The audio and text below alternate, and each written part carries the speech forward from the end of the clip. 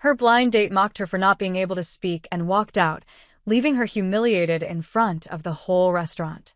Then the man at the next table, the city's most dangerous mafia boss, lifted his hands and signed. "You deserve better." She thought he was just being kind. He knew she was his weakness. And he wasn't letting her go. Lily Chen knew she was being stared at before her date even sat down.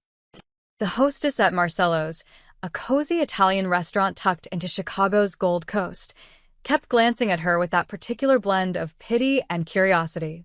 Lily was used to it. 23 years of being mute had taught her to recognize every variation of the look. She smoothed down her cream-colored dress, the nicest thing she owned, and checked her phone. 7:02 p.m. Her blind date was late. Maybe he won't show, she thought, half hoping. Her coworker Sarah had set this up, swearing that her cousin Marcus was a great guy and totally open-minded. Lily had learned that open-minded usually meant, "I told him you can't talk, and he said okay, but he's probably going to bail." At 7:15, Marcus finally walked in. He was tall, clean-cut, wearing a polo shirt that screamed, "I have a finance job." His smile faltered the moment the hostess pointed toward Lily's table. She waved. He didn't wave back. "You're Lily?" he asked, standing awkwardly by the chair. His voice was too loud, like he thought being mute meant she was also deaf. She nodded and pulled out her phone, typing quickly. "Nice to meet you. Traffic okay?" Marcus glanced at the phone screen and sat down with a sigh that made her stomach sink. "Yeah, traffic was fine," he muttered, not meeting her eyes. He grabbed the menu like a shield. "So, Sarah mentioned you can't talk. Like, at all?" Lily's fingers moved across her phone. "I'm mute, but I can hear perfectly. I use my phone or sign language to communicate." "Huh." Marcus barely looked at the screen. "That's different." The waiter appeared, saving them from the silence. Marcus ordered wine for himself, just himself, and rattled off a pasta dish without asking if Lily was ready. She quickly pointed to the chicken piccata on the menu. "And for you, miss?" the waiter asked gently. She showed him her phone screen. "Chicken piccata, please." "Thank you." Of course, the waiter smiled warmly and disappeared. Marcus took a long gulp of water. "So, like, is this permanent? Can't they fix it with surgery or something?" Lily had heard variations of this question 100 times. She typed, "I was born without vocal cords. It's just how I am." "Right," he nodded, but his expression was distant. "Already checked out. Must be rough." She wanted to tell him it wasn't rough. Not most days. That she had a life, a job at a bookstore she loved, friends who knew how to sign. That she was more than her voice, or lack of one. But Marcus wasn't interested in hearing it. He spent the next 20 minutes talking about himself, his job, his gym routine, his fantasy football league. Lily smiled and nodded at the appropriate moments, her chicken growing cold on the plate. Then his phone buzzed. He glanced at it and straightened up, suddenly energized. "Listen," he said, not quite looking at her. "This isn't working. I thought I could do this, but I mean, how are we supposed to have a real conversation? You can't even talk. What's the point?" The words landed like slaps. Lily felt her chest tighten. She reached for her phone, but Marcus was already standing, tossing 2 20s onto the table. "That should cover my half. Good luck with everything." And just like that, he walked out. The restaurant seemed to shrink around her. Lily's hands trembled as she gripped her phone. She could feel eyes on her. Other diners pretending not to stare, the hostess whispering to a waiter. She wanted to disappear, to melt into the floor, to never have said yes to this stupid date. A tear slipped down her cheek before she could stop it. She quickly wiped it away and reached for her purse, ready to bolt. "Excuse me." The voice came from the table directly beside hers. Lily looked up. A man sat alone, mid-30s, wearing a perfectly tailored black suit that probably cost more than her monthly rent. Dark hair, sharp jawline, and eyes the color of storm clouds.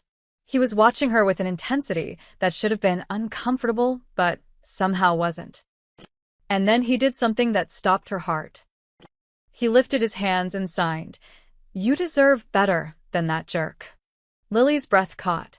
Her hands moved automatically, responding in ASL before her brain could catch up. You know sign language? The man's lips curved into a small smile. My sister was deaf. She passed away 5 years ago, but I never stopped practicing. I'm so sorry, Lily signed, her earlier humiliation momentarily forgotten. Don't be, he replied, his movements fluid and natural. She would have liked you. And she definitely would have punched that guy. A surprised laugh escaped Lily, a soundless huff that made her shoulders shake. The man's smile widened. He stood, tall and imposing, and gestured to the empty chair across from her. May I? Lily hesitated. This was Chicago. Strangers didn't just sit down and sign to you. Especially not strangers who wore Rolex watches and had an aura that screamed danger. But something in his eyes, a genuine warmth beneath the intensity, made her nod. He sat down gracefully, and the energy in the restaurant shifted. The waiter appeared instantly, more attentive than he'd been all night. Another waiter nervously refilled water glasses at nearby tables. I'm Adrian, he signed. Adrian Russo. The name hit her like ice water. Everyone in Chicago knew the Russo name. Adrian Russo wasn't just wealthy. He was infamous. The whispers said he ran half the city's underground operations, that prosecutors had tried and failed to touch him for years, that crossing him meant disappearing. And he was sitting at her table, signing to her like they were old friends. You look terrified, he signed, amused. I promise I don't bite. Not on first meetings, anyway. Lily's hands trembled slightly as she signed. I know who you are. Good, Adrian replied. Then you know I never waste time on things that don't matter. He leaned forward slightly, his gaze locking onto hers. And you, Lily Chin, matter. Her name in his hands felt like a secret. How do you know my name? The waiter said it earlier. I have excellent hearing, his smile turned warmer. And now I'd like to know everything else. 2 hours disappeared like minutes. Adrian had insisted on ordering dessert, tiramisu that Lily barely tasted because she was too busy laughing at his story about accidentally signing an insult to a diplomat's wife at a charity gala. His hands moved with practiced ease, painting pictures in the air that only she could understand. It felt like magic, like they existed in a bubble where the rest of the restaurant couldn't reach them. Your trouble, Lily signed, shaking her head with a smile. The best kind, Adrian replied, his eyes glinting. And you're changing the subject. You still haven't told me what you do. I work at a bookstore. Nothing exciting. Books are everything, he signed firmly. My sister used to read 3 a week. She said books gave her voices when the world was too quiet. Lily's heart squeezed. What was her name? Isabella, his hands slowed, more careful. Bella. She was. Everything good that I'm not. I doubt that, Lily signed. Adrian's laugh was quiet. You don't know me yet. Yet. She felt her cheeks warm. Yet, he confirmed, his gaze holding hers with an intensity that made her pulse race. When the check came, Adrian paid before Lily could even reach for her purse. She started to protest, but he simply signed. Let me. Please. The please melted her resistance. Outside, Chicago's October wind bit through her thin jacket. Lily shivered, and before she could process what was happening, Adrian had shrugged off his suit jacket and draped it over her shoulders. It smelled like expensive cologne and something else, leather and cedar. I can't take this, she signed. You'll freeze. I run hot, Adrian replied with a slight smirk. Where do you live? I'll walk you. You don't have to. I want to. Something in the way he signed it, definitive, no room for argument, made her nod. They walked side by side down Michigan Avenue, the city lights reflecting off the wet pavement. Adrian's hands moved as he talked, and Lily found herself drawn into his stories. He told her about his nephew's obsession with dinosaurs, about the time he tried to cook pasta and nearly burned down his kitchen, about a stray cat that had adopted his building. They were normal stories. Human stories. Not the stories you'd expect from a man who supposedly controlled half of Chicago's underworld. You're not what I expected, Lily signed honestly. What did you expect? Scars? A cigar? Maybe a Tommy gun? She laughed silently, her shoulders shaking. Maybe the cigar. I quit smoking years ago. Bad for the lungs, he paused at a crosswalk, then signed. And you're not what I expected either. What do you mean? You're stronger than you realize. Most people would have left that restaurant in tears. You stayed. You finished your meal. You didn't let him take your dignity. Lily's throat tightened. I cried a little.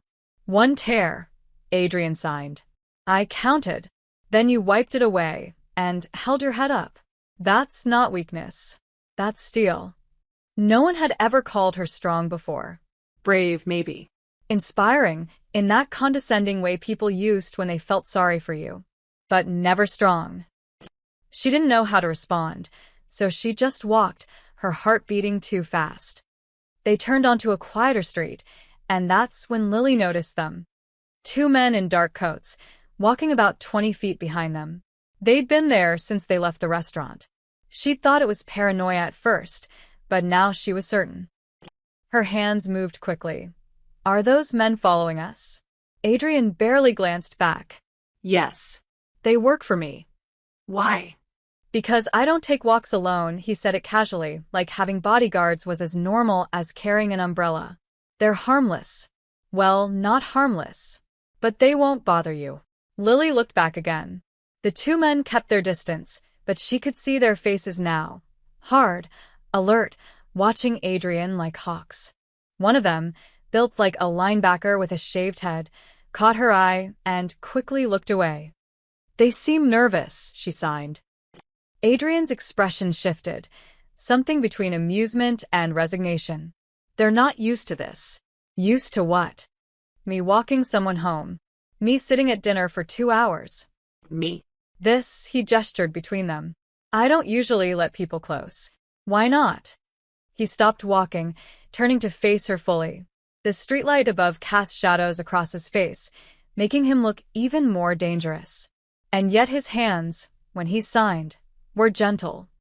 Because everyone I've ever cared about either leaves or gets hurt. It's easier to keep walls up. Easier. Lily signed slowly. Not better. No, Adrian agreed, his eyes searching hers. Not better. A car passed, breaking the moment. They started walking again, but something had shifted. The air between them felt charged, heavy with possibility. Behind them, the two bodyguards exchanged glances. The linebacker, whose name was Marco, leaned toward his partner, a wiry man named Tommy. Boss is smiling, Marco muttered. When's the last time you saw that? Tommy shook his head slowly. 3 years? Maybe 4? Not since Miss Isabella. This is bad, Marco said. Or good? No. Bad. You know what happens when the boss cares about someone? They become a target. Tommy's hand instinctively moved to the gun concealed under his jacket. Then we make sure nobody gets close enough to try. Up ahead, Adrian and Lily continued their silent conversation, hands moving in the lamplight, creating a language that belonged only to them. When they finally reached Lily's apartment building, a modest walk-up in Logan Square, Adrian looked up at the chipped paint and flickering porch light with an unreadable expression. This is me, Lily signed. She reluctantly shrugged off his jacket and handed it back. Adrian took it but didn't put it on. Instead, he signed, Can I see you again? Her heart hammered. Why would you want to? Because for 2 hours, I forgot what I am. You made me remember what I could be. Lily's breath caught. You barely know me. Then let me learn. Adrian signed. His hands moved with an urgency that matched the look in his eyes. Say yes, Lily. She should say no. Every logical part of her brain screamed to walk away from Adrian Russo and his dangerous world. But her hands moved before her mind could stop them. Yes. His smile could have lit the entire block. Tomorrow night. I'll pick you up at 7-inch. That's not a question, she signed, fighting her own smile. No, Adrian agreed. It's not. He waited until she was safely inside before walking away, his bodyguards falling into step behind him. And Lily, standing in her tiny apartment, still feeling the warmth of his jacket on her shoulders, wondered what she'd just agreed to. Lily barely slept that night. Every time she closed her eyes, she saw Adrian's hands moving in the lamplight, signing words meant only for her. She dragged herself to work the next morning, exhausted but unable to stop smiling. Her coworker Jamie noticed immediately. "Okay, spill," Jamie said, leaning against the bookstore counter. "You look like you just won the lottery." Lily pulled out her phone and typed. The blind date was terrible, but something good happened after. "Good how?" Jamie's eyes widened. "Did you meet someone?" Lily nodded, feeling her cheeks heat up. "Oh my God, who? Tell me everything." But before Lily could type a response, her phone buzzed with a text from an unknown number. "Good morning." Still thinking about last night. Odd. Her heart did a little flip. She saved the number immediately. Jamie tried to peek at the screen, but Lily angled it away, suddenly protective of this new, fragile thing between her and Adrian. The morning passed in a pleasant blur of shelving books and daydreaming. But at noon, when Lily checked her phone during her break, she found 7 missed calls from home. Her stomach dropped. Home wasn't really home. It was the 2-bedroom apartment she shared with her stepmother, Patricia. Her father had died 3 years ago, leaving Lily with a woman who'd married him for money that never existed and stayed out of laziness. Lily called back. Patricia answered on the first ring. "Where have you been?" Patricia's voice was sharp, accusatory. "I've been calling all morning." Lily typed into her phone's text-to-speech app. "I'm at work." "What's wrong? What's wrong? What's wrong?" Patricia's voice rose. "I had visitors this morning, Lily. Big guys in suits asking about you. Asking where you were last night. Asking about Adrian Russo." Lily's blood ran cold. What did they want? They wanted to know if you're involved with him. If you're together. Patricia's tone shifted, calculating. "Are you sleeping with Adrian Russo?" No. "I just met him yesterday." "Don't lie to me. These men, they showed me pictures. You and him, walking together last night. You wearing his jacket. It looked pretty cozy." "Pictures?" Someone had been photographing them. "Who were these men?" Lily typed frantically. "They didn't say." But Lily, Patricia's voice dropped to something almost sweet, which was worse than her anger. "Do you have any idea what this could mean for us? Adrian Russo is one of the richest men in Chicago. If you're smart about this." Lily hung up. Her hands shook as she stared at her phone. Someone had been watching them, taking pictures. And now people were showing up at her apartment asking questions. She wanted to text Adrian, to warn him, but warn him about what? That his world was already bleeding into hers. The rest of her shift was torture. Every time the bookstore door opened, Lily jumped. By the time 6 o'clock rolled around, her nerves were shot. She took the bus home, watching over her shoulder the entire way.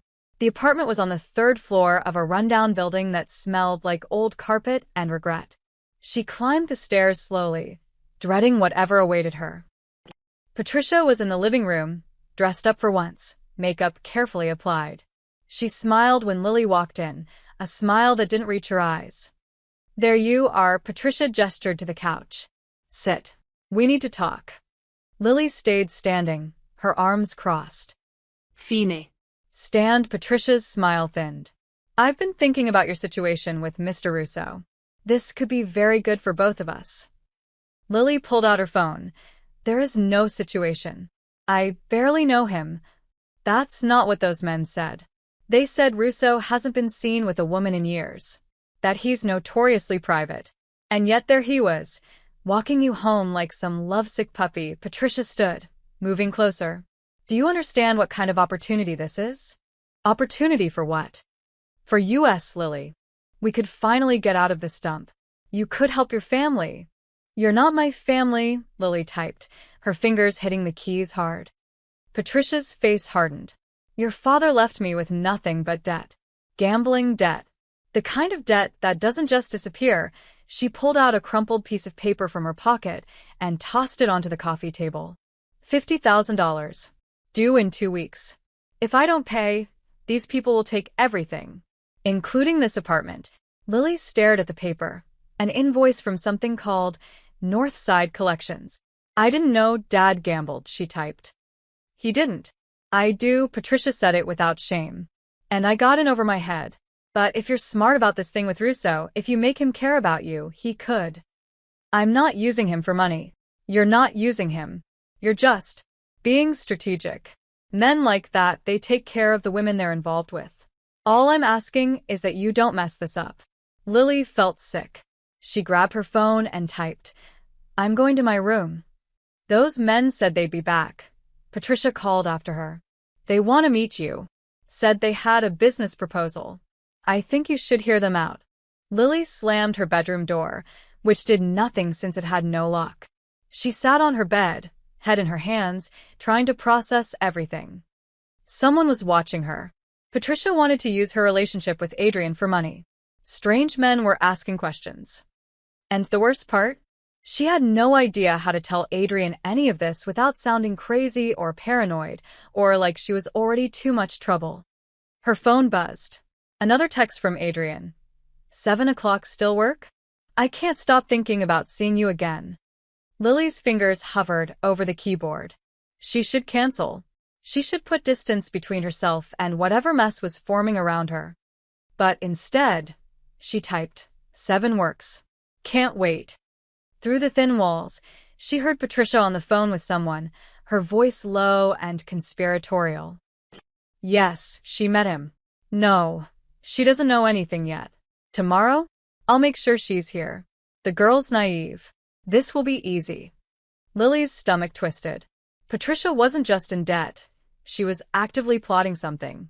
Something involving Lily and Adrian. She pulled her knees to her chest, suddenly feeling very small and very scared. Outside her window, across the street in a black sedan, 2 men sat watching her apartment. One of them made a phone call. Boss wants to know if the Chin girl is secured. Not yet. But the stepmother's cooperating. She'll deliver the girl when we need her. And Russo. He doesn't know yet. But he will. And when he finds out we're using his new toy as leverage, the man smiled coldly. Let's just say the Caruso family is about to remind Adrian Russo why you don't expand into North Chicago without permission. The other man nodded, settling in for a long night of surveillance. Inside the apartment, Lily checked the time. 1 hour until Adrian arrived. 1 hour to figure out if she should tell him everything or pretend nothing was wrong. She chose neither. She simply got dressed, put on her bravest face, and waited for 7 o'clock to arrive, unaware that her stepmother had just sold her out to the most dangerous rivals Adrian Russo had ever faced. At exactly 7 o'clock, there was a knock on the door. Lily opened it to find Adrian standing in the hallway, looking unfairly handsome in a charcoal suit. But what caught her attention was the bouquet in his hands. White roses, at least 2 dozen of them. He signed with one hand while holding the flowers with the other. These reminded me of you. Beautiful and resilient. Lily's breath caught. She took the flowers, burying her face in them to hide the tears threatening to form. No one had ever given her flowers before. When she looked up, Adrian's expression had softened. You okay? She nodded, not trusting herself to sign anything coherent. Behind her, Patricia appeared in the doorway, her eyes widening when she saw Adrian. Mr. Russo. What an honor. I'm Patricia, Lily's stepmother. Adrian's gaze shifted to Patricia, and the warmth disappeared instantly. His expression went cold, professional. Ma'am, he didn't offer his hand. Patricia's smile faltered. She looked between them, clearly wanting to insert herself into the conversation, but Adrian had already turned back to Lily. Ready, he signed. Lily nodded quickly, grabbing her purse. She didn't look back at Patricia as Adrian guided her out with a gentle hand on her lower back. A sleek black car waited at the curb, not a limo, but something elegant and understated. Marco, the bodyguard from last night, stood by the passenger door. He nodded respectfully as Adrian opened the door for Lily himself. They drove through Chicago's evening traffic, and Adrian kept signing to her, asking about her day, telling her about his. It felt normal and extraordinary all at once. The restaurant he took her to was nothing like Marcello's. Venetian was exclusive, the kind of place that didn't have prices on the menu and required reservations months in advance. The maitre d' greeted Adrian by name and led them to a private corner table, partially hidden by elegant curtains. "Is this too much?" Adrian signed once they were seated. "I can take you somewhere else if you're uncomfortable." Lily shook her head. "It's perfect. But how did you get a reservation so fast?" "I own the place," he signed with a slight smirk. "Has its advantages." She laughed silently, and something in Adrian's expression shifted, like he was memorizing the moment. The waiter appeared and Adrian signed to Lily. "Order anything you want. And I mean anything. They'll make whatever you like, even if it's not on the menu." "What are you having?" she asked. "Whatever you're having," he replied. "I want to experience what you experience." It was such a simple statement, but it hit Lily hard. Marcus had treated her like a burden. Adrian treated her like she was someone worth following. They ordered seafood risotto and grilled branzino to share. As they waited, Adrian told her about his week, about a business deal that fell through, about his sister's favorite restaurant that used to be where a parking lot now stood. "You talk about her a lot," Lily sighed gently. "Is that bad?" No. "It means she mattered. Still matters." Adrian's hands stilled for a moment. "She was the only person who saw me as more than the family business. More than my last name," he paused. "Until you." Lily's heart hammered. "You barely know me." "I know enough," Adrian sighed. "I know you work at a bookstore and could probably recommend the perfect book for any mood. I know you laugh with your whole body. I know you're kind even when people don't deserve it. I know you make me want to be someone my sister would have been proud of." The food arrived, saving Lily from having to respond to words that felt too big, too soon, too real. They ate slowly, talking between bites.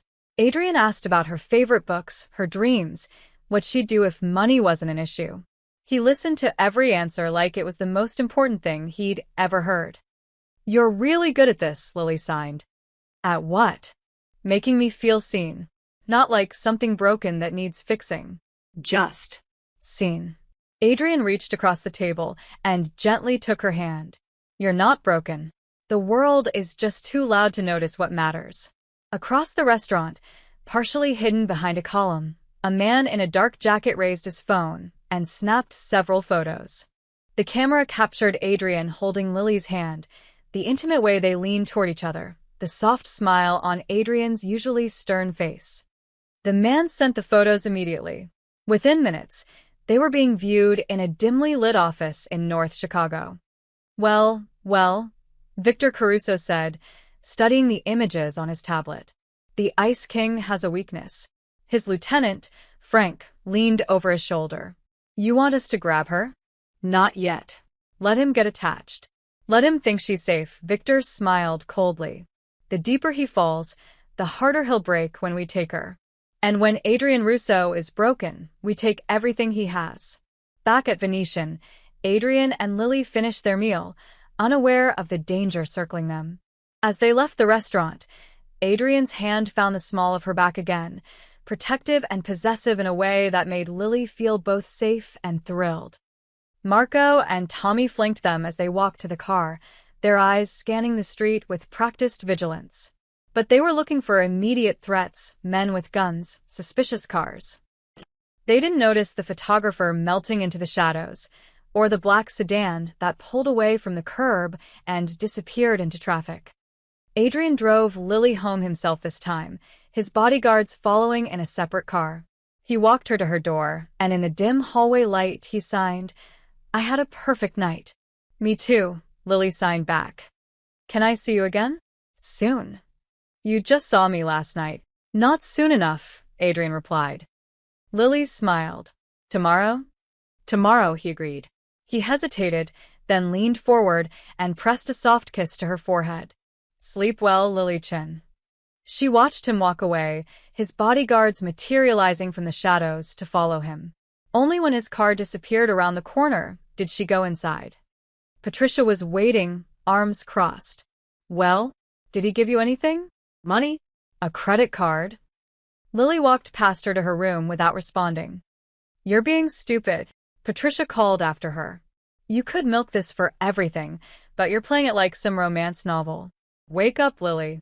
Men like that don't fall in love with girls like you. Lily closed her door and leaned against it, Patricia's words echoing in her mind. Girls like you. But when she closed her eyes, she saw Adrian's hand signing. You make me want to be someone my sister would have been proud of.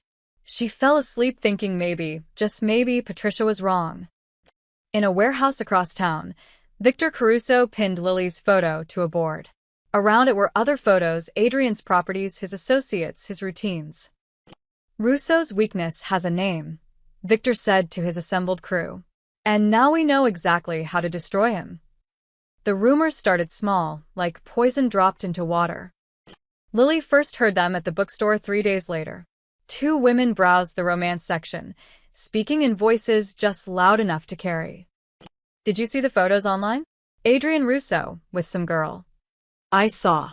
Poor thing probably has no idea what she's getting into. Please. Girls like that know exactly what they're doing. He'll keep her around for a month, maybe 2. Then she'll disappear, like all the others. There were others? There's always others with men like him. They collect pretty things and throw them away when they get bored. Lily's hands shook as she shelved books, trying to pretend she couldn't hear. Jamie found her in the stockroom 20 minutes later, sitting on a box with her phone clutched in her hands. Hey, you okay? Jamie asked gently.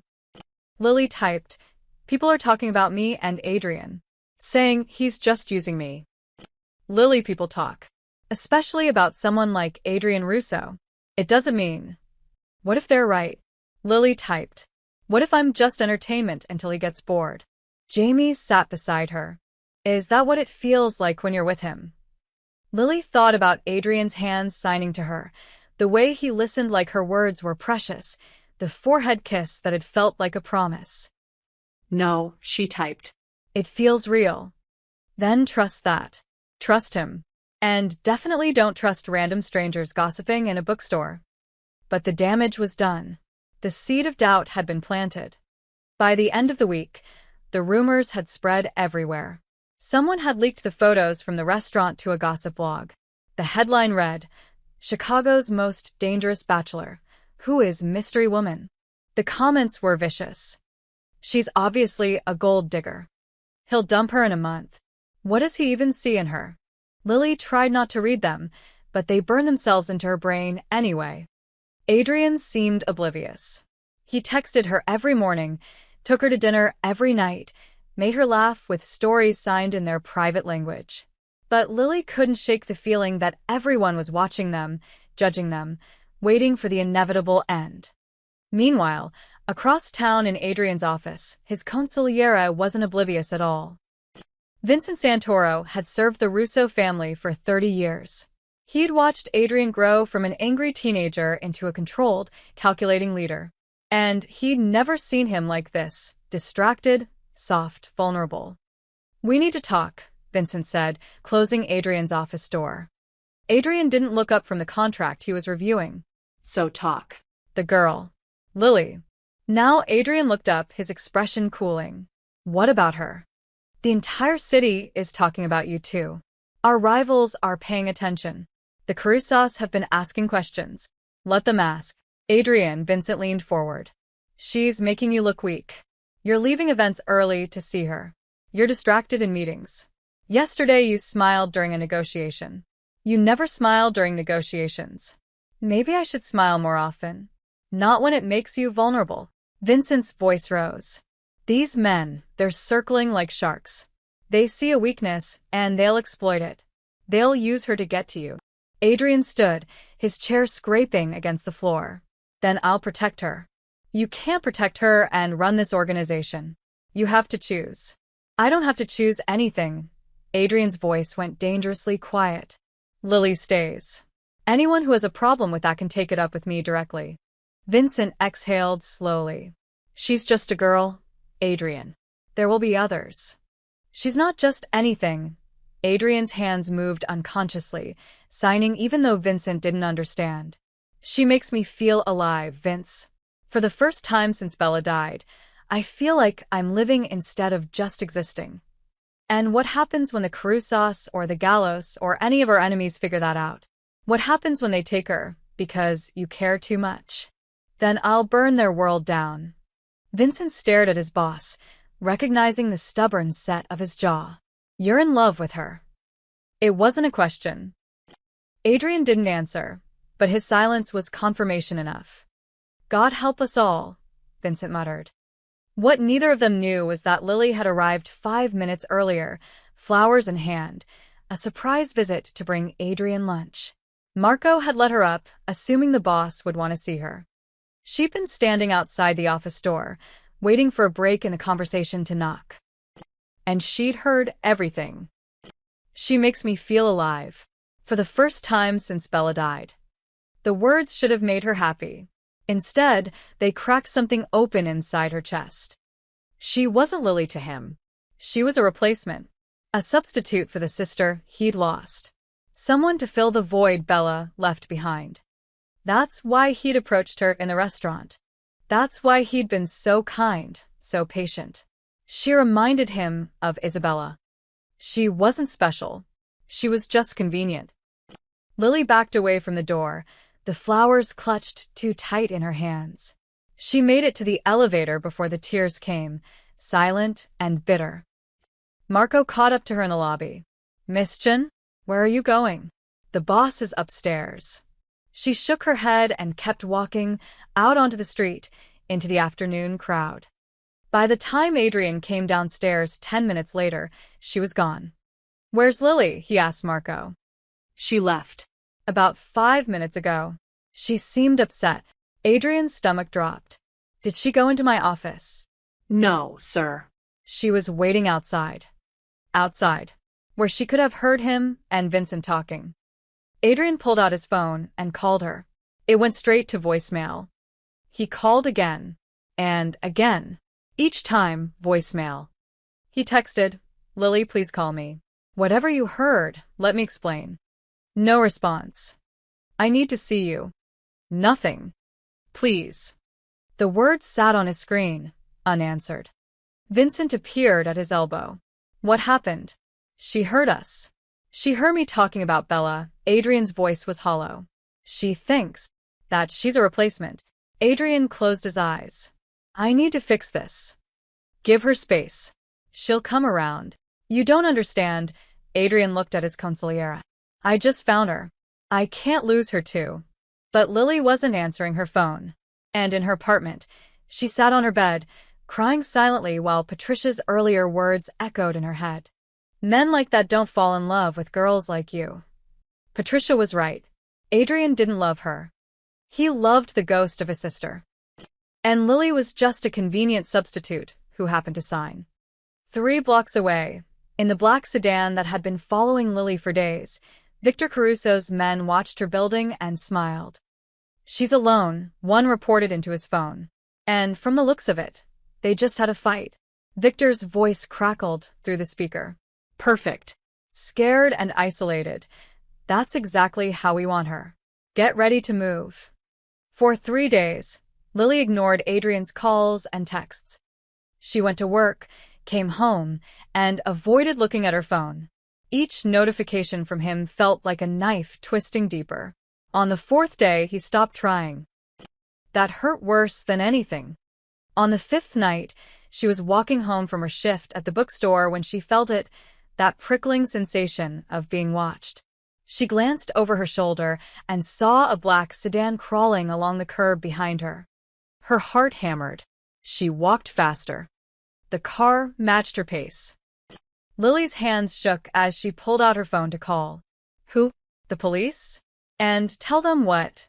That a car was driving on a public street. She turned down a side street, hoping to lose them. The car followed. Panic clawed at her throat. She broke into a run, her bag bouncing against her hip. Then, From nowhere, another car screeched to a halt in front of her, a sleek black SUV. The door flew open and Marco jumped out. "Miss Chun, get in." Now. Lily didn't hesitate. She dove into the back seat, and Marco slammed the door behind her. That's when she saw Adrian. He sat in the corner of the back seat, his expression a careful mask. But his eyes burned with something fierce and protective. "You're okay?" he signed immediately. She nodded, still trying to catch her breath. The SUV pulled away smoothly. Through the back window, Lily watched the black sedan try to follow, but two more vehicles materialized from nowhere, boxing it in. "Who were they?" Lily asked. "No one you need to worry about anymore," Adrian signed. His jaw was tight. "I've had men watching you since you stopped answering my calls. I knew something was wrong. You've been watching me? Protecting you." There's a difference, he paused. "We need to talk. Really talk. Will you let me walk you home?" Lily should have said no. Should have told him to leave her alone. But she was tired of running from the truth. "Okay," she signed. They drove in silence to her neighborhood. Marco stopped a block away from her building, giving them space to walk. The two bodyguards followed at a distance, giving them privacy, but staying alert. For a long moment, neither of them signed anything. The October wind scattered leaves around their feet. Finally, Adrian's hands moved. "I'm sorry." "For what?"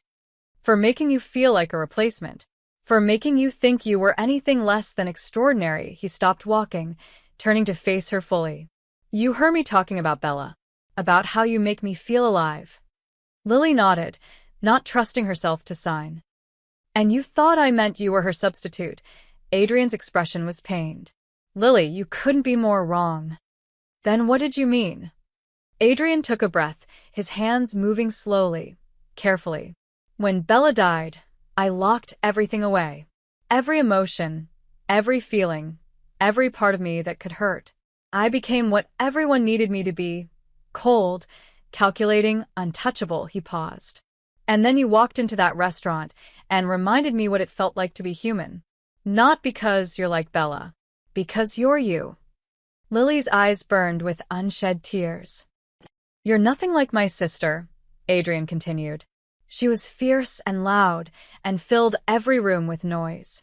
"You're quiet and gentle and make silence feel like music. But you both have the same thing, a strength that comes from being underestimated. A kindness that survives in a cruel world." His hands trembled slightly. "You don't replace her, Lily. You make me remember why she would have wanted me to keep living." A tear slipped down Lily's cheek. "I was so scared." "Of what?" "That I wasn't enough. That you'd wake up one day and realize I'm just a mute girl who works in a bookstore. Nothing special." Adrian's expression shifted to something almost angry. Don't ever call yourself just anything." He stepped closer. "Do you know what I see when I look at you? I see someone who faces rejection with grace. Someone who finds joy in small moments. Someone who made me feel seen for the first time in years. You communicate more with your hands than most people do, with 1,000 words." "The whole city thinks I'm using you for money," Lily signed, her movements jerky with emotion. "The whole city can think whatever they want. I know the truth." "And what's the truth?" Adrian's hands stilled. Then, slowly, deliberately, he signed, "That I'm falling in love with you. And it terrifies me." The words hung in the air between them, huge and fragile all at once. "Why does it terrify you?" Lily signed. "Because everyone I love ends up hurt. My sister died because she was my weakness. My mother left because loving my father was too dangerous." His expression was raw, vulnerable. "I'm terrified that caring about you will put you in danger. That my world will destroy you." Lily's heart ached. She reached out and took both his hands in hers, stilling them. Then she let go and signed. "Maybe I'm stronger than you think." Adrian stared at her, something breaking open in his expression. "Maybe I don't need protecting," she continued. "Maybe I need someone who sees me as an equal. Someone who trusts me to make my own choices. Even if that choice is choosing me. Especially if that choice is choosing you." For a long moment, Adrian didn't sign anything. He just looked at her like he was memorizing every detail of her face. Then, instead of signing a response, he did something that spoke louder than any words. He took her hand. Not to lead her, not to protect her, but to hold, to promise. His fingers laced through hers, and Lily felt the weight of that gesture settle in her chest, warm and certain and real. They walked the rest of the way to her building in silence, hands clasped, speaking a language that needed no signs. At her door, Adrian finally released her hand, only to sign, "I want to do this right. Take you on real dates. Meet your friends. Let you meet mine. Show the world you're not my secret. You're my choice." "That sounds perfect," Lily signed. "Tomorrow, dinner at my place. No restaurants, no cameras. Just us." "Us," she repeated, and the word felt like a beginning. Adrian waited until she was safely inside before walking away. This time, when Lily watched him go, there was no doubt in her heart. In the black sedan still blocked 3 streets over, Victor's men cursed as they watched Adrian's security detail escort him away. "He's on to us," one muttered. "Doesn't matter," the other replied. "The stepmother gave us a key to the building. Tomorrow night, while Russo's got the girl at his place, we'll plant the bugs and the cameras. Every moment they spend together, we'll be watching. And when the time is right..." He didn't need to finish the sentence. The trap was being set. And neither Adrian nor Lily had any idea how close the danger had already come. The next afternoon, Lily left work early to prepare for dinner at Adrian's place. She was nervous and excited, her mind spinning with possibilities. She was halfway down the block from her apartment when they appeared. 3 men stepped out from an alley, blocking her path. They wore cheap suits and cheaper smiles. The one in the middle, thick-necked with a scar running down his cheek, was the one who spoke. "Lily Chen. We've been looking for you." Lily's stomach dropped. She tried to step around them, but they moved with her, boxing her in. "Not so fast, sweetheart. We need to have a conversation." Scarface pulled out a folded paper. "Your stepmother owes our employer $50,000. Since she can't pay, that debt falls to you." Lily fumbled for her phone, but the man to her left snatched it from her hand. "Nah, no phones." No calling for help. He examined the screen, then laughed. "What were you going to do anyway? Call someone?" "Oh wait, you can't talk."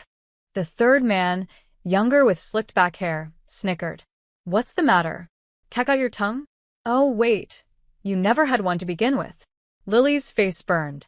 She tried to push past them, but Scarface grabbed her arm, his grip bruising. "Where are you going? We're not done." "50 grand, little girl. Your stepmom said you've got a rich boyfriend now." Adrian Russo, he leaned closer, his breath reeking of cigarettes. "Maybe you can convince him to help out. Use whatever assets you've got." Lily yanked her arm, but his grip tightened. "What's wrong?" "Can't scream for help." The young one laughed. "Can't even beg us to stop." "Man, this is too easy." Tears of frustration burned Lily's eyes.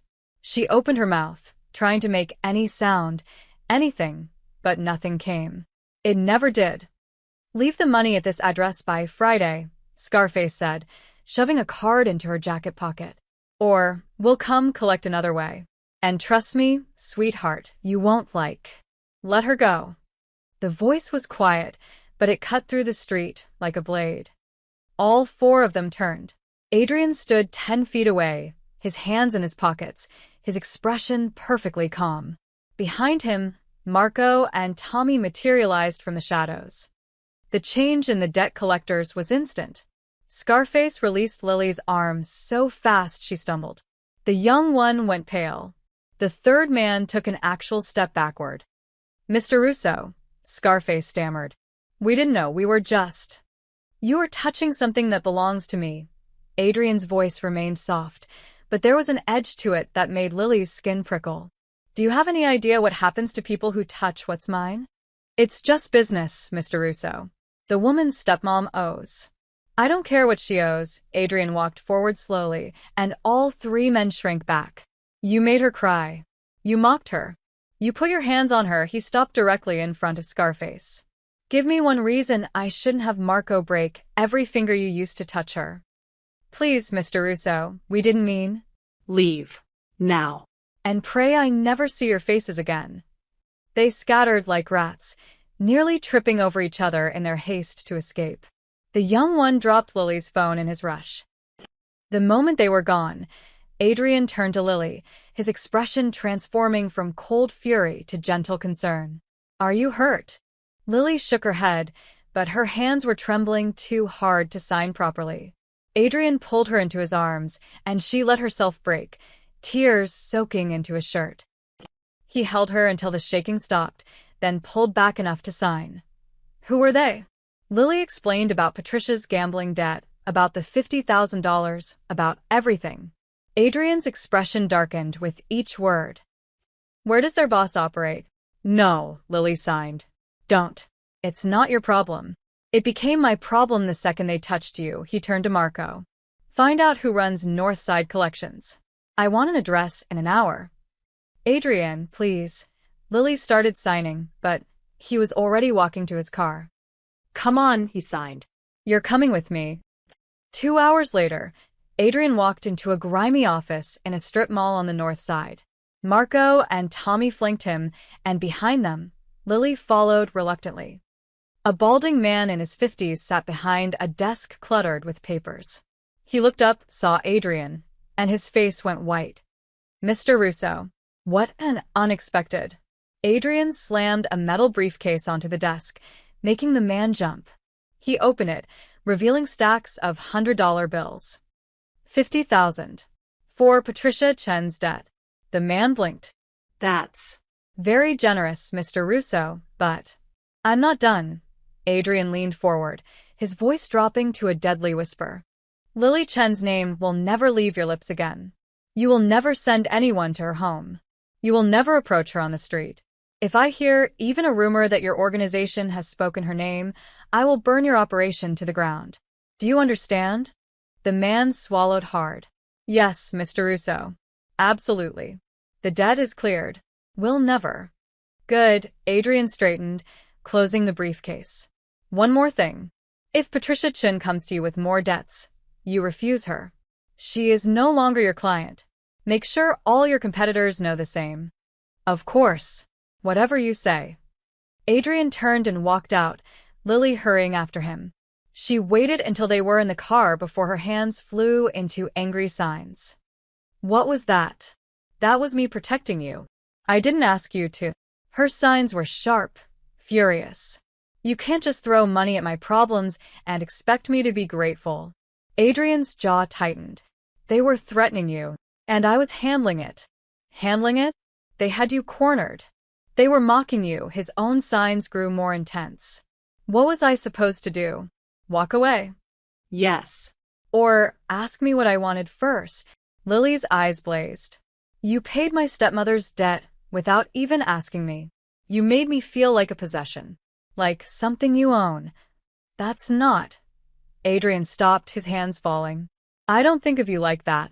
Then stop acting like it. Lily's hands shook. I'm not some damsel who needs saving. I'm not something you bought with that briefcase of money. I'm a person, Adrian, with my own choices. My own agency. I know that. Do you? Because it feels like you made a decision about my life without me. She turned away, staring out the window. Take me home. Lily. Home. Please. The drive was silent and tense. When they pulled up to her building, Lily got out without looking back. Adrian caught her arm gently, and she turned. His expression was pained, lost. I'm sorry, he signed. You're right. I should have asked. When I saw them touching you, I couldn't think straight.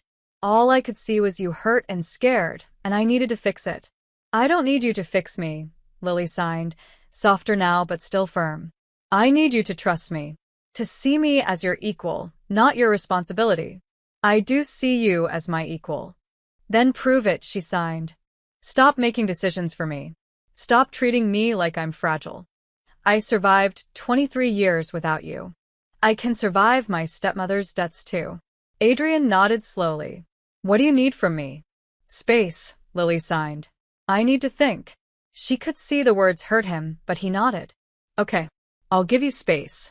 But Lily. He waited until she met his eyes. I'm not giving up on us. She didn't respond. She just turned and walked inside, leaving Adrian standing by his car, watching her go. Marco cleared his throat. Boss. I screwed up, Adrian said quietly. Yeah, Marco agreed. You did. Adrian looked at his bodyguard. How do I fix this? You listen to her. Really listen. And you stop trying to save her, Marco shrugged. She doesn't need saving. She needs a partner. Adrian nodded, the words settling heavy in his chest. He'd spent so long being the person who controlled everything, who fixed every problem, that he'd forgotten how to simply stand beside someone. He was going to have to learn. The question was, would Lily give him the chance? 4 days passed without a word between them. Adrian threw himself into work, taking meetings he normally would have delegated, staying at the office until 2 in the morning. But nothing filled the hole Lily's absence left behind. Vincent watched his boss deteriorate with a mixture of concern and vindication. Maybe this is for the best, he said one evening. You can focus on business again.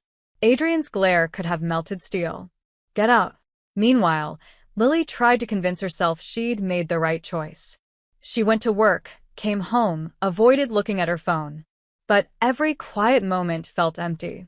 Every joke she wanted to share died in her throat because the only person who would understand wasn't there. On the 5th night, Adrian showed up at her apartment. Lily opened the door to find him standing in the hallway, exhausted and disheveled in a way she'd never seen. His tie was loose, his hair mussed, his eyes haunted. I can't do this, he signed. I can't breathe without knowing you're okay. Adrian, just hear me out. Please, he stepped inside, and Lily let him, closing the door behind him. I know I messed up. I know I treated you like something fragile instead of strong. But I need you to understand why. Lily crossed her arms, waiting. 3 years ago, my sister called me. She was being followed by a rival crew, and she was scared. Adrian's hands moved slowly, painfully. I told her to go home, that I'd send someone to pick her up. I thought I had time. I thought I could control the situation. Lily's chest tightened. By the time my men got there, it was too late.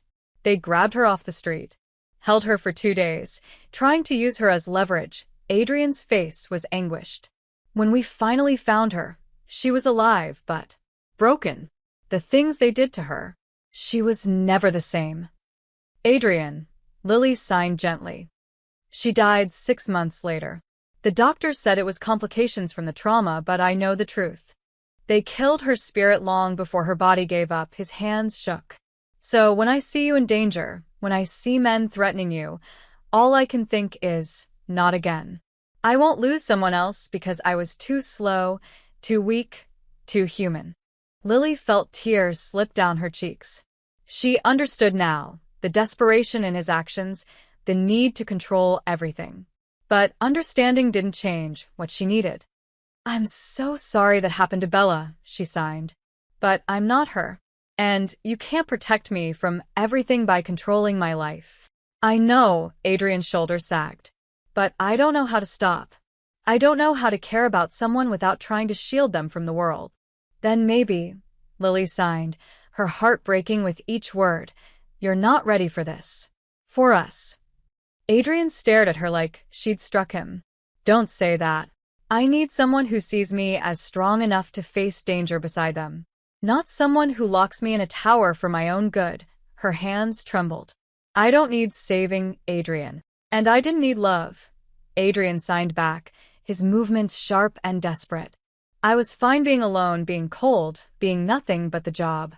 But you happened, Lily. You walked into my life and reminded me what it felt like to be human. To want something more than power. To care about something beyond survival. That's not fair, Lily sighed, tears streaming now. Nothing about this is fair. Adrian's composure cracked. Loving you terrifies me. Every second you're not within my sight, I imagine 1,000 ways you could be hurt. Every time you smile, I think about how it would feel to never see that smile again. You want me to treat you as an equal? Fine. Then understand that equals share the risk, and I can't ask you to risk your life for my world. You're not asking, Lily signed fiercely. I am chosen. Can't you see the difference? I see you choosing danger. I'm choosing you. Lily's hands flew. All of you. The good, the bad, the dangerous. But you won't let me. You want me, but only on your terms. Only if you can control everything. Adrian opened his mouth, then closed it. His hands rose, then fell. For the first time since she'd met him, he looked lost. I don't know how to change, he finally signed. Then I can't do this, Lily signed, her heart shattering. I can't be with someone who sees me as something to protect instead of someone to stand with. Lily, please go. Adrian stood frozen for a long moment.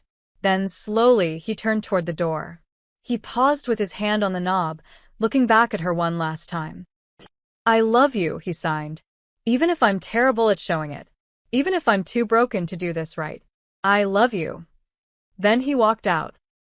Lily collapsed onto her couch, sobbing silently into her hands. The apartment felt impossibly empty. The air felt thin. Everything hurt. Across town, Adrian sat in his car outside her building for an hour, unable to make himself drive away. Marco and Tommy waited patiently, saying nothing. Finally, Adrian pulled out his phone and typed a message he didn't send. I'll be better. I'll learn. Just don't give up on me. But he couldn't hit send. What right did he have to ask her to wait while he figured out how to be what she needed? He drove home to his empty penthouse, poured a drink he didn't want, and stared at the city lights until dawn. Neither of them slept that night. And neither of them noticed the surveillance van parked across from Lily's building, or the men inside watching, waiting, documenting every moment. They're falling apart, one of Victor's men said into his radio. Victor's voice came back, pleased. Perfect. A broken Russo is a careless Russo. Keep watching. The moment she's vulnerable, truly alone, we move. What about the stepmother? Pay her the rest of what we promised. She's given us everything we need. The building layout, Lily's schedule, the girls' weaknesses. Victor laughed coldly. Patricia Chin sold her stepdaughter for $20,000 and thought she was being clever. She has no idea. She just signed the girl's death warrant. In her bedroom, Patricia counted the cash Victor's men had dropped off earlier that evening. $50,000 total. 30 to pay off her gambling debts, 20 for herself. She told herself Lily would be fine. Men like Russo always had multiple girls. This would blow over, and Patricia would finally have enough money to start over somewhere new. She ignored the small voice in her head that said she'd just betrayed the only family she had left. By morning, Adrian had made a decision. He would give Lily space, but he wouldn't give up. He'd prove he could change, could be the partner she deserved. By morning, Lily had made a decision too. She would learn to be strong without him, prove she didn't need anyone to complete her. Both of them were determined to move forward. Neither realized they were running out of time. 3 days after their fight, a package arrived at Lily's apartment. Inside was an elegant black box. When she opened it, she found a floor-length emerald gown that probably cost more than her annual salary. Beneath it was a card with Adrian's handwriting. The Children's Hospital Charity Gala. Saturday, 7 p.m. Please come. I need to show you something. Lily stared at the dress, her heart warring with her head. She should say no. She should return it. She should maintain the distance she'd insisted on. But Saturday evening found her standing outside the Four Seasons ballroom in the emerald gown, feeling like she might throw up from nerves. The gala was already in full swing. Chicago's elite packed the glittering ballroom. Politicians, business moguls, socialites. Lily felt dozens of eyes turn toward her as she entered alone, whispers following in her wake. That's the girl. Russo's friend. What's she doing here? Lily lifted her chin and kept walking, scanning the crowd for Adrian. She spotted him across the room, surrounded by men in expensive suits, Vincent at his side, deep in conversation with a city councilman. As if sensing her presence, Adrian looked up. Their eyes met across the crowded room, and the world seemed to stop. He said something to Vincent, who glanced at Lily with clear disapproval, then turned and walked away. Adrian moved through the crowd with purpose, his gaze never leaving hers. People parted for him like water. Lily watched him approach, her heart hammering against her ribs. When he reached her, his hands moved into a sign. "You came." "You asked me to," she signed back. "I wasn't sure you would. After everything. You said you needed to show me something." Adrian nodded. Then he did something that made the entire ballroom fall silent. He held out his hand to her. Not in sign language. Not hidden or private. Just his hand, extended in clear invitation, in front of everyone who mattered in Chicago. The whispers erupted like wildfire. Is he serious? In front of everyone? The Russo heir doesn't do public displays. Lily stared at his hand, understanding the weight of what he was offering. This wasn't just a dance. This was a declaration. In his world, showing vulnerability was weakness. Claiming someone publicly made them a target. And he was doing it anyway. "The whole city is watching," Lily signed. "I know." Adrian signed with his free hand. "Let them watch. Your enemies will see this." Good. "Let them know you're under my protection. Let them know that touching you means war." "Adrian, this is dangerous." "I don't care." His eyes burned with intensity. "You told me to stop hiding you. To stop treating you like a secret. You wanted me to see you as an equal worth risking everything for." His hand remained extended. "So here I am, risking everything. In front of everyone who could use this against me. Because you're worth it." Lily's eyes filled with tears. This wasn't the controlling man who'd thrown money at her problems. This was someone choosing to be vulnerable, to trust her with his reputation, his safety, his heart. She placed her hand in his.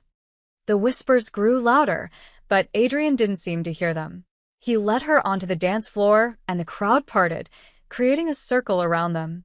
The orchestra, sensing the moment, began playing a waltz. Adrian pulled her close, one hand at her waist, the other holding hers. They began to move, and despite never having danced together before, they fell into sync effortlessly. Everyone staring, Lily signed when he spun her. "I'm only looking at you," he signed back. Around them, Chicago's elite watched in stunned silence. This was Adrian Russo, the man who never showed emotion, never brought dates to public events, never showed weakness. And here he was, gazing at a mute girl from Logan Square like she was the only person in the room. From the edge of the ballroom, Vincent stood with his arms crossed, shaking his head. "He's making a target of himself," he muttered to Marco, who'd come as additional security. "No," Marco said quietly, watching his boss smile. Actually smile, as he danced. "He's finally living." On the opposite side of the room, hidden among a group of businessmen, one of Victor Caruso's spies pulled out his phone and snapped photo after photo. Adrian leaned in close, and even though he couldn't sign while dancing, his eyes said everything. "You're mine. And I'm yours. Let the whole world know." Lily felt something shift inside her chest. This wasn't possession. This wasn't control. This was partnership. He was standing beside her, not in front of her, showing the world she mattered enough to risk for. When the song ended, Adrian didn't let her go. Instead, he turned to face the crowd, keeping Lily's hand firmly in his. The gesture was clear, unmistakable. "This woman is with me. She's not my secret. She's my choice." The crowd erupted into polite applause, but beneath it, Lily could feel the shift. The calculations, the gossip, the danger. But when she looked at Adrian, all she saw was certainty. "Are you scared?" she signed with her free hand. "Terrified," he admitted. "But not of them. I'm scared of losing you." "You won't," Lily promised. "Not if you keep being this version of you. The version that makes grand gestures at charity galas. The version that risks everything for the people he loves." Adrian's expression softened. I'm sorry for trying to control everything. I'm sorry for not listening. I'm sorry for making you feel like property instead of a partner. I know. And I'm sorry for not understanding why you were so scared. So, where does that leave us? Lily smiled. Together. But on equal terms. Equal terms, Adrian agreed. He raised her hand to his lips and kissed her knuckles, a gesture old-fashioned and devastating in its tenderness. The crowd watched, transfixed. And in that moment, Lily understood. Adrian Russo had just painted a target on both their backs. He'd made her a priority in front of every rival, every enemy, every person who might want to hurt him.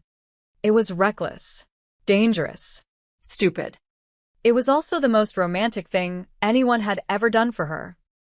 As they left the dance floor, hand in hand, neither noticed the man in the back corner speaking urgently into his phone. She's with him. Right now. In front of everyone, a pause. Yes, sir. I'll send you the photos. But Mr. Caruso, if Russo's willing to claim her this publicly, he's serious about her. Very serious. Victor's laugh came through the phone, cold and sharp. Perfect. The higher he holds her, the further she'll fall. And when we take her, Adrian Russo will crumble. Proceed with the plan. Tomorrow night, the spy confirmed, watching Lily laugh silently at something Adrian signed. The trap was set. And the hunter was about to become the hunted. After their dance, Adrian led Lily to a quieter corner of the ballroom. A server appeared with champagne, and Adrian took 2 glasses, handing one to Lily. I need to introduce you to someone, he signed, setting his glass down. Someone important. Before Lily could ask who, a young boy appeared, maybe 9 or 10 years old, with Adrian's dark hair and serious eyes. He wore a small suit and had been standing near the orchestra, watching everything with the quiet stillness of someone used to being invisible. Adrian's expression softened instantly. He knelt to the boy's level and signed. This is Lily, the one I told you about. The boy studied Lily with solemn eyes, then slowly signed back. Hello. Lily's heart skipped. She looked at Adrian in surprise. This is Marco, Adrian signed. My son. Lily's mind raced. Adrian had a son? Why hadn't he mentioned this before? Adrian seemed to read her thoughts. His mother, my ex-wife, died 2 years ago. Car accident. Since then, Marco barely speaks. To anyone, he looked at his son with profound sadness. But he still signs. It's the only way he communicates now. The boy, Marco, signed to his father. She's pretty. And sad. Like Aunt Bella. Yes. Adrian signed back gently. A little like Aunt Bella. Marco turned to Lily and signed. Dad smiles now. He didn't before you. Lily's throat tightened with emotion. She knelt down to his level and signed. He makes me smile too. A small smile ghosted across Marco's serious face. Then he signed. I'm glad you came. Dad needs someone. Before Lily could respond, a woman's voice cut through the moment like glass. Adrian. I didn't know you were bringing guests. Lily stood and turned. A stunning woman in a blood-red dress approached, her smile sharp and cold. She was older than Lily, maybe early 30s, with the kind of beauty that came from expensive maintenance and cruel confidence. Adrian's expression went blank, professional. Natasha. Natasha Romano, the woman said, extending a hand toward Lily that felt more like a challenge than a greeting. An old friend of Adrian's. Very old, very close friend. Lily shook her hand briefly, feeling the woman's nails dig in slightly. You must be the charity case everyone's whispering about, Natasha continued, her smile never reaching her eyes. How? Sweet that Adrian's doing his philanthropic work in person now. Natasha. Adrian signed sharply, his voice warning. What? I'm being welcoming. Natasha gestured to a passing server. Please, let me get you a fresh drink. That champagne looks warm. She plucked Lily's glass from her hand before Lily could protest and handed it to the server. Get her something better. Top shelf. Adrian's jaw tightened, but before he could intervene, Natasha had already flagged down another server with a tray of cocktails. She selected one, something amber in a crystal glass, and handed it to Lily with a smile that didn't reach her eyes. There. Much better than cheap champagne, she turned to Adrian. We need to talk. Business. I'm sure your friend won't mind waiting a moment. Adrian looked ready to refuse, but Natasha was already pulling him aside, her hand on his arm possessive and familiar. He glanced back at Lily apologetically before being drawn into conversation with Natasha and two men in expensive suits. Lily stood there awkwardly, holding the drink. She lifted it to her lips. A small hand grabbed her wrist. Marco stood beside her, his grip surprisingly strong for someone so young. He shook his head frantically, then pointed at the drink and made a clear sign. Bad. Lily's heart jumped. What do you mean? Marco's hands flew in rapid signs. I saw her. When the server wasn't looking. She put something in your drink. From her purse. White powder. Lily's blood ran cold. She looked at the drink in her hand, then across the room at Natasha, who was watching them with barely concealed interest while pretending to listen to Adrian. Are you sure? Lily signed. Marco nodded emphatically. I see things. People don't notice me. But I see. Lily carefully set the drink on a nearby table, her hands shaking. Thank you, Marco. You might have just saved my life. The boy's expression was grave beyond his years. People hurt the ones Dad cares about. I won't let them hurt you too. Lily's eyes burned with tears. She pulled the boy into a hug, and he let her, something he clearly didn't do often based on his initial stiffness that gradually relaxed. When she released him, she signed, I need to tell your father. Marco nodded. Be careful. That woman is dangerous. She's been watching you all night. Lily looked across the room. Adrian was still trapped in conversation, but Vincent had appeared, speaking urgently in his ear. Adrian's expression darkened as Vincent gestured toward the exit. Then Adrian's eyes found Lily's across the room. He immediately excused himself and strode toward her, Vincent close behind. What's wrong? He signed the moment he reached her.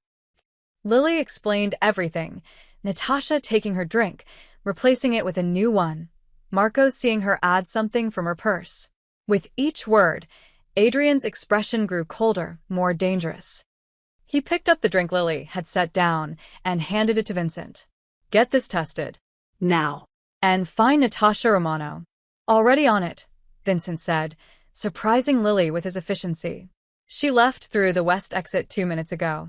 Marco's already tracking her car. Marco. Lily signed, confused. My other Marco, Adrian clarified. My head of security. I named my son after him. Vincent pulled out his phone. She's heading north. Should I have her picked up? Yes. Quietly. I want to know who put her up to this. Adrian turned to his son, kneeling down. Thank you for protecting Lily. You were very brave. Young Marco signed. She's family now. We protect family. Adrian pulled his son into a tight hug, and Lily saw his shoulders shake slightly. When he pulled back, his eyes were wet. Yes, he signed to his son. We protect family. Within 30 minutes, Vincent returned with news. The drink tested positive for a severe sedative. Enough to knock someone out for hours. Maybe permanently. Given the dosage, he glanced at Lily. If you drunk that, who sent her? Adrian's voice was ice. Vincent hesitated. She's not talking. But we found texts on her phone. She's been in contact with the Caruso organization. They paid her $50,000 to remove the problem. Adrian's expression went deadly calm, the kind of calm that preceded violence. The Carusos. They've been circling for months, Vincent said, trying to move into our territory. But we've held them off. Until I became distracted, Adrian finished. He looked at Lily. Until I had something they could use against me. This isn't your fault, Lily signed. It is. I made you a target by bringing you into my world. You made me visible, Lily signed firmly. There's a difference. And I'm not afraid. You should be, Vincent said bluntly. The Carusos don't make idle attempts. If Natasha failed, they'll try again. Different method, different angle. They won't stop until they're stopped, Adrian interrupted. Which I will do. Tonight, he turned to Vincent. Call everyone. I want every detail on Caruso operations by morning. I want to know their locations, their contacts, their weaknesses. Everything. Adrian, Vincent said carefully. If you go to war over a woman. I'm not going to war over a woman. Adrian's eyes blazed. I'm going to war because they attacked my family. There's a difference. He turned to Lily and Marco, his expression softening. Come on. We're leaving. Both of you will stay with me tonight where I can keep you safe. I can go home. Lily started to sign. Please, Adrian signed, and the vulnerability in his hands stopped her protest. Please let me protect you. Not because you're weak. Because they're dangerous. And I can't lose you. Lily looked at young Marco, who nodded seriously, then back at Adrian. Okay, she signed. But this doesn't mean I'm hiding. Tomorrow, we face this together. Together, Adrian agreed. As they left the gala, surrounded by security, neither of them noticed the photographer in the parking garage capturing every moment. Or the text message being sent to Victor Caruso. Poison attempt failed. Russo knows. He's moving her to his penthouse. Do we proceed? The response came immediately. Yes. Tomorrow night. His penthouse. We take her from his own home. Show him nowhere is safe. Adrian's penthouse was fortress-like, 40 floors up with panoramic views of Chicago, security on every entrance, cameras on every angle. Young Marco fell asleep on the couch within an hour, exhausted from the evening's drama. Lily stood by the floor-to-ceiling windows, watching the city lights, when Adrian approached with his phone in hand. His expression was grim. Vincent found something, he signed. About your stepmother. Lily's stomach dropped. What about her? Adrian pulled up photos on his phone, surveillance images of Patricia meeting with men Lily didn't recognize. Timestamps showed the meeting started weeks ago, long before Lily ever met Adrian. These men work for Victor Caruso, my biggest rival. Adrian's hands moved slowly, carefully. Vincent traced the payments. Patricia has been receiving money from them for over a month. For what? Adrian's expression was pained. Information. About you.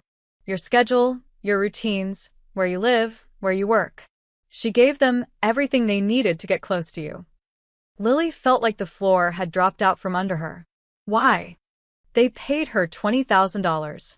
$10,000 up front, $10,000 after she delivered. Adrian's jaw tightened. She sold you to them, Lily.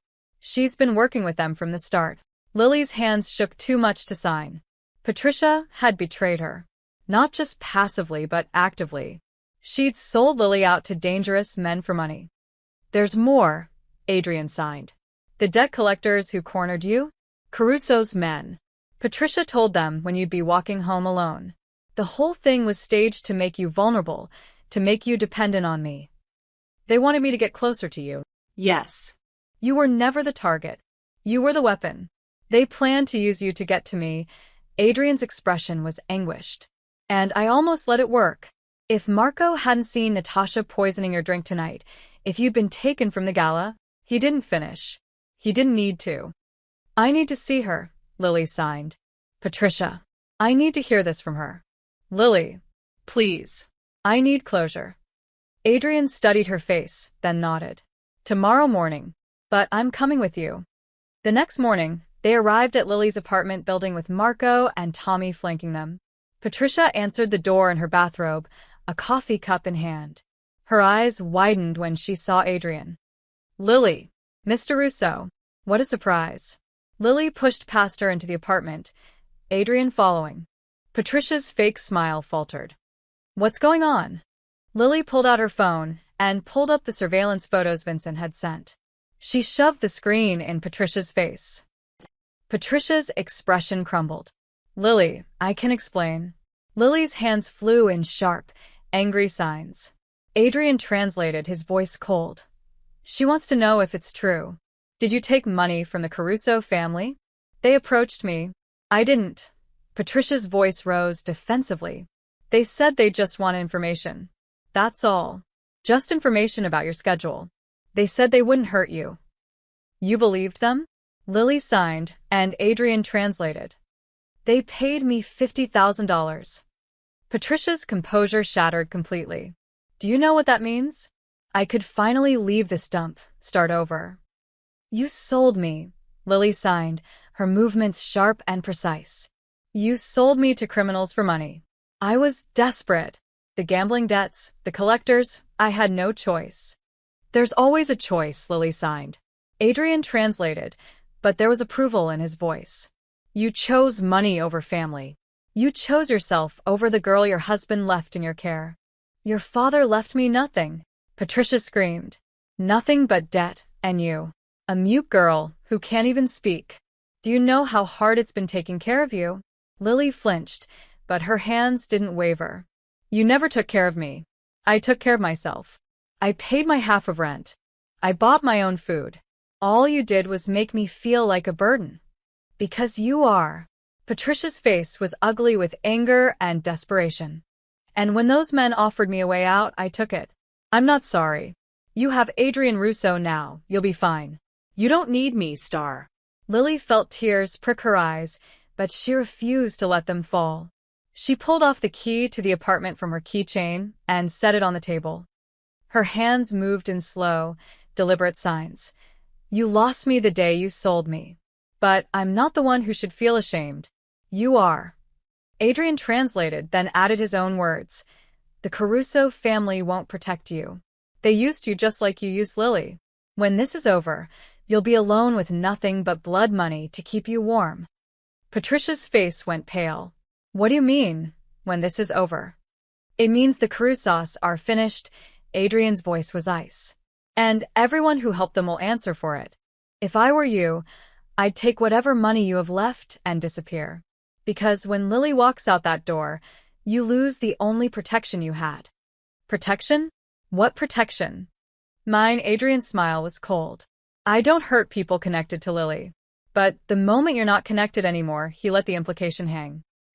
Patricia stumbled backward, genuine fear crossing her face. Lily turned and walked toward the door, her head held high. Adrian followed, but paused at the threshold. One more thing, he said to Patricia. The Carusos know you gave them bad information. They know the building layout you provided was outdated, that the schedule was wrong. They think you double-crossed them, he smiled coldly. I'd suggest you run. Very far. Very fast. Patricia's coffee cup slipped from her hands, shattering on the floor. Lily didn't look back. She walked out of that apartment and into the hallway, feeling lighter than she had in years. Adrian caught up to her at the elevator. Are you okay? I'm free, Lily signed.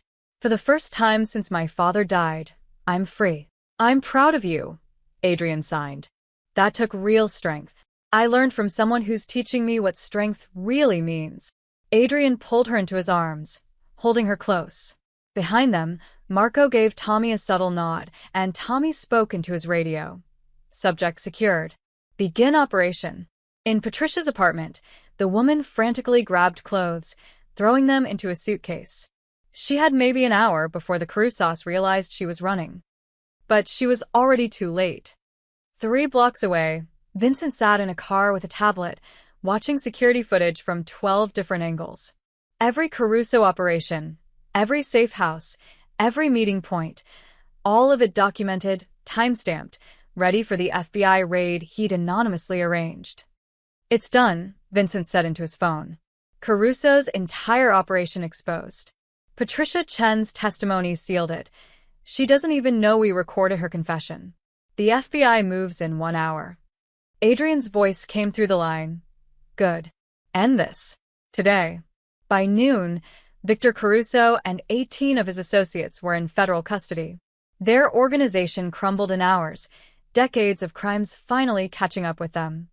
And Patricia Chen vanished into the wind, leaving behind nothing but an empty apartment and the wreckage of her choices. That evening, back at Adrian's penthouse, Lily watched the news coverage with young Marco beside her. The boy signed. The bad people are gone? Yes, Lily signed back. They're gone. Good. Now Dad can be happy. Lily smiled and ruffled his hair. Now we can all be happy. Adrian emerged from his office, Vincent close behind. The older man actually smiled, a rare sight. "It's over," Vincent said. "The cruise sauce are finished. The threat is neutralized." Adrian looked at Lily, and for the first time since she'd met him, he looked truly at peace. "It's over," he signed to her. "You're safe."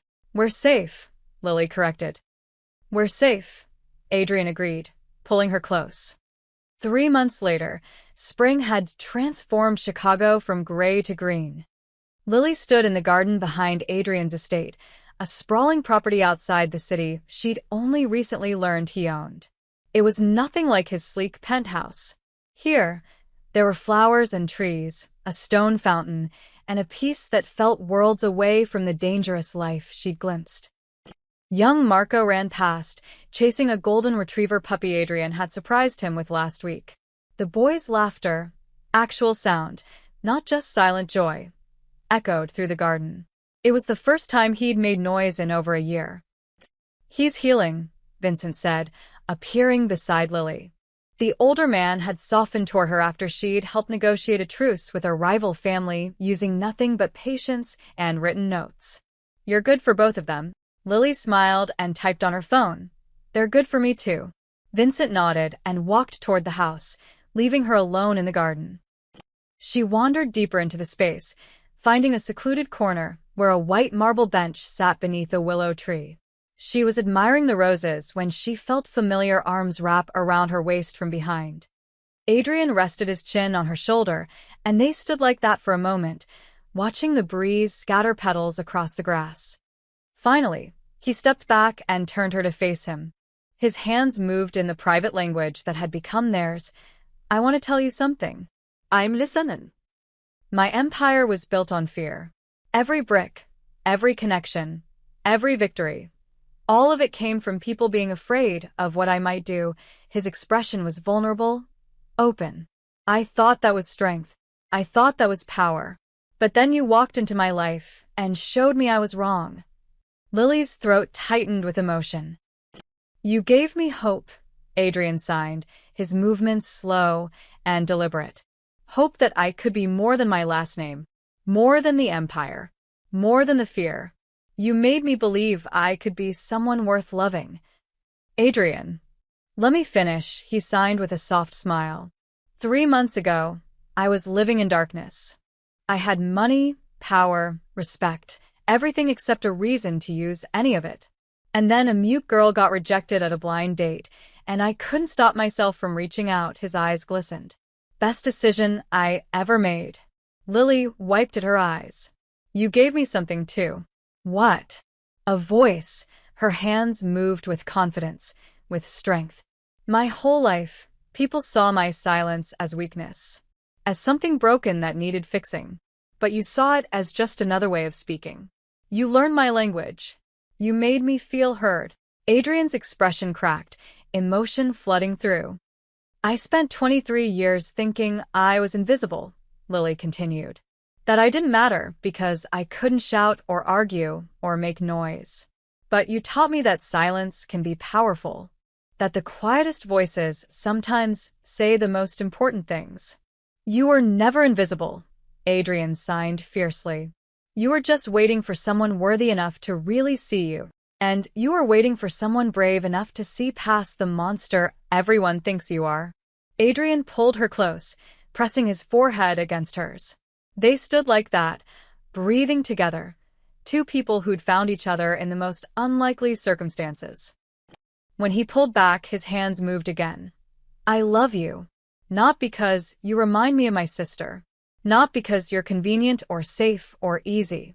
I love you because you're brilliant and strong and you make me want to build something better than an empire built on fear." "What do you want to build?" "A life. With you." Adrian reached into his pocket and pulled out a small velvet box. Lily's breath caught. "I'm not asking you to marry me," he signed quickly, seeing her panic. "Not yet. When I ask, I want to do it right, with your friends there, with Marco, with everyone who matters to both of us." He opened the box. Inside was a delicate ring, not an engagement ring, but something else. A simple band with an engraved inscription in ASL hand shapes that spelled out, "Equal." This is a promise, Adrian signed. A promise that I see you as my partner, not my possession. My equal, not my weakness. My strength. Lily's vision blurred with tears. She held out her hand, and Adrian slipped the ring onto her right hand, the hand she used to sign, to communicate, to express everything she couldn't say with words. I love you too, Lily signed. And I promise to stand beside you. Not behind you, not in front of you. Beside you. Always. Adrian kissed her then, soft and sweet and full of promise. When they broke apart, young Marco was standing a few feet away, the puppy in his arms, watching them with a knowing smile. Does this mean Lily's staying forever? He signed. If she'll have us. Adrian signed back. Lily laughed silently and signed to Marco. I'm not going anywhere. The boy hooped, an actual sound that made Adrian's eyes widen in surprise, and ran toward them. They caught him in a group hug, the three of them tangled together in the garden, a family formed not by blood but by choice. Above them, the willow branches swayed in the breeze, and for the first time in years, Adrian Russo felt something he'd thought impossible. Peace. Joy. Home. And as the sun set over Chicago, painting the sky in shades of gold and pink, Lily realized that her story had never been about finding her voice. It had been about finding someone who understood that silence could sing. Someone who saw strength in stillness. Someone who proved that love didn't need words, just willing hands and open hearts. In the mansion garden, surrounded by flowers and laughter and hope, their bond, born in silence, became a vow that would last a lifetime.